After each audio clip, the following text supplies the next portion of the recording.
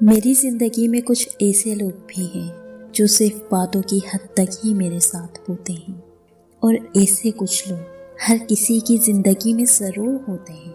एक तरफ तो वो ये दिखाते हैं कि मेरे लिए उनसे ज़्यादा हमदर्द, सिंसियर, केयरिंग और लविंग कोई नहीं, और दूसरी तरफ उनको याद करवाना पड़ता है, बार बार कहना पड़ता है कि मेरे साथ रहो, मुझे यूं अकेला मत छोड़ो। और मैं भी कितनी पागल हूँ, उनकी इन सब मीठी और झूठी बातों पे यकीन कर लेती हूँ जो उन चंद लम्हों के लिए करते हैं, और मैं फिर से वैसी हो जाती हूँ।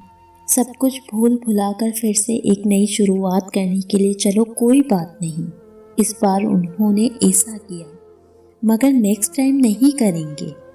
मगर नहीं, कहानी यहाँ ख़त्म नहीं होती, क्योंकि वो तो हमेशा से ही ऐसा करते आए हैं। अगर मैं हर्ट हूँ तो कोई बात नहीं, और अगर वो हर्ट हूँ तो सब कुछ खत्म।